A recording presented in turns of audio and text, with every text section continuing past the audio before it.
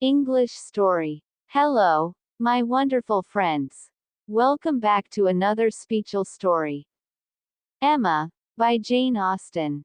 Chapter 2. Mr. Weston was a native of Highbury, and born of a respectable family, which for the last 2 or 3 generations had been rising into gentility and property.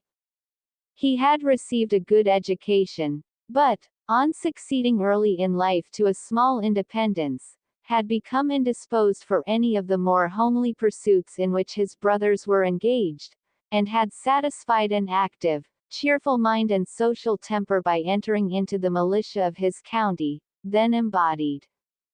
Captain Weston was a general favorite, and when the chances of his military life had introduced him to Miss Churchill, of a great Yorkshire family, and Miss Churchill fell in love with him, nobody was surprised, except her brother and his wife, who had never seen him, and who were full of pride and importance, which the connection would offend. Miss Churchill, however, being of age, and with the full command of her fortune, though her fortune bore no proportion to the family estate, was not to be dissuaded from the marriage, and it took place, to the infinite mortification of Mr. and Mrs. Churchill, who threw her off with due decorum. It was an unsuitable connection, and did not produce much happiness. Mrs. Weston ought to have found more in it, for she had a husband whose warm heart and sweet temper made him think everything due to her in return for the great goodness of being in love with him.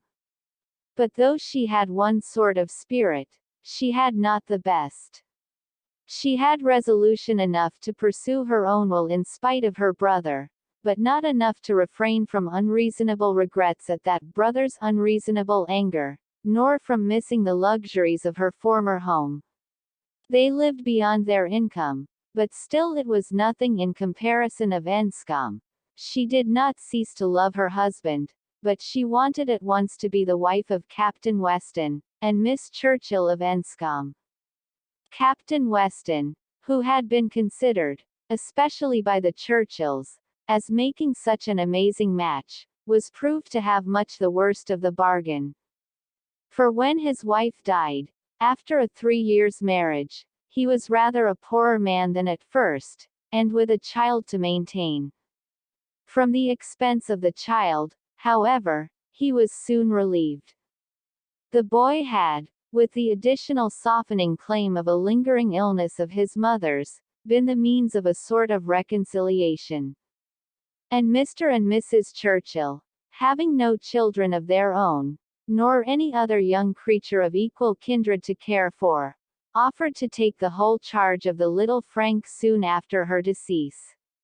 Some scruples and some reluctance the widower father may be supposed to have felt, but as they were overcome by other considerations, the child was given up to the care and the wealth of the Churchills, and he had only his own comfort to seek, and his own situation to improve as he could. A complete change of life became desirable. He quitted the militia and engaged in trade, having brothers already established in a good way in London, which afforded him a favorable opening. It was a concern which brought just employment enough. He had still a small house in Highbury, where most of his leisure days were spent. And between useful occupation and the pleasures of society, the next 18 or 20 years of his life passed cheerfully away. He had, by that time, realized an easy competence, enough to secure the purchase of a little estate adjoining Highbury, which he had always longed for, enough to marry a woman as portionless even as Miss Taylor, and to live according to the wishes of his own friendly and social disposition. It was now some time since Miss Taylor had begun to influence his schemes. But as it was not the tyrannic influence of youth on youth, it had not shaken his determination of never settling till he could purchase Randalls, and the sale of Randalls was long looked forward to. But he had gone steadily on, with these objects in view, till they were accomplished. He had made his fortune, bought his house, and obtained his wife. and was beginning a new period of existence, with every probability of greater happiness than in any yet passed through. He had never been an unhappy man. His own temper had secured him from that, even in his first marriage, but his second must show him how delightful a well-judging and truly amiable woman could be, and must give him the pleasantest proof of its being a great deal better to choose than to be chosen, to excite gratitude than to feel it. He had only himself to please in his choice. His fortune was his own. For as to Frank, it was more than being tacitly brought up as his uncle's heir. It had become so about an adoption as to have him assume the name of Churchill on coming of age. It was most unlikely, therefore, that he should ever want his father's assistance. His father had no apprehension of it. The aunt was a capricious woman, and governed her husband entirely. But it was not in Mr. Weston's nature to imagine that any caprice could be strong enough to affect one so dear, and, as he believed, so deservedly dear. He saw his son every year in London, and was proud of him, and his fond report of him as a very fine young man had made Highbury feel a sort of pride in him too. He was looked on as sufficiently belonging to the place to make his merits and prospects a kind of common concern. Mr. Frank Churchill was one of the boasts of Highbury, and a lively curiosity to see him prevailed, though the compliment was so little returned that he had never been there in his life. His coming to visit his father had been often talked of but never achieved. Now, upon his father's marriage, it was very generally proposed, as a most proper attention, that the visit should take place. There was not a dissentient voice on the subject, either when Mrs. Perry drank tea with Mrs. and Miss Bates, or when Mrs. and Miss Bates returned the visit. Now was the time for Mr. Frank Churchill to come among them. And the hope strengthened when it was understood that he had written to his new mother on the occasion. For a few days, every morning visit in Highbury included some mention of the handsome letter Mrs. Weston had received. I suppose you have heard of the handsome letter Mr. Frank Churchill has written to Mrs. Weston. I understand it was a very handsome letter, indeed. Mr. Woodhouse told me of it. Mr. Woodhouse saw the letter, and he says he never saw such a handsome letter in his life. It was, indeed, a highly prized letter. Mrs. Weston had, of course, formed a very favorable idea of the young man. And such a pleasing attention was an irresistible proof of his great good sense, and a most welcome addition to every source and every expression of congratulation which her marriage had already secured. She felt herself a most fortunate woman, and she had lived long enough to know how fortunate she might well be thought, where the only regret was for a partial separation from friends whose friendship for her had never cooled, and who could ill bear to part with her.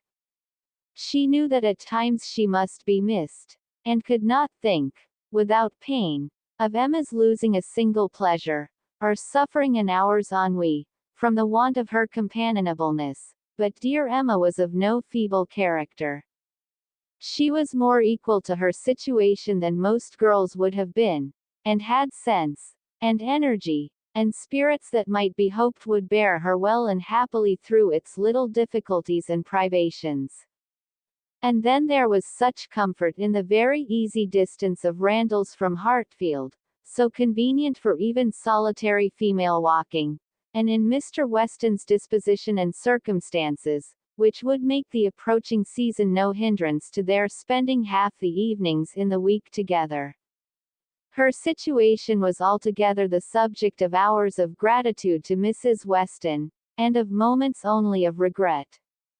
And her satisfaction, her more than satisfaction, her cheerful enjoyment, was so just and so apparent, that Emma, well as she knew her father, was sometimes taken by surprise at his being still able to pity poor Miss Taylor, when they left her at Randalls in the centre of every domestic comfort, or saw her go away in the evening attended by her pleasant husband to a carriage of her own.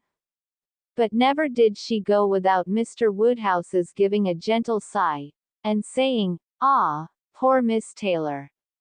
She would be very glad to stay." There was no recovering Miss Taylor, nor much likelihood of ceasing to pity her. But a few weeks brought some alleviation to Mr. Woodhouse. The compliments of his neighbors were over. He was no longer teased by being wished joy of so sorrowful an event. And the wedding cake, which had been a great distress to him, was all eat up. His own stomach could bear nothing rich, and he could never believe other people to be different from himself. What was unwholesome to him he regarded as unfit for any body. And he had, therefore, earnestly tried to dissuade them from having any wedding cake at all, and when that proved vain, as earnestly tried to prevent anybody's eating it. He had been at the pains of consulting Mr. Perry, the apothecary, on the subject. Mr. Perry was an intelligent, gentlemanlike man, whose frequent visits were one of the comforts of Mr. Woodhouse's life. And upon being applied to, he could not but acknowledge, though it seemed rather against the bias of inclination, that wedding cake might certainly disagree with many, perhaps with most people, unless taken moderately. With such an opinion, in confirmation of his own, Mr. Woodhouse hoped to influence every visitor of the newly married pair, but still the cake was eaten, and there was no rest for his benevolent nerves till it was all gone. There was a strange rumor in Highbury of all the little Perrys being seen with a slice of Mrs. Weston's wedding cake in their hands, but Mr. Woodhouse would never believe it.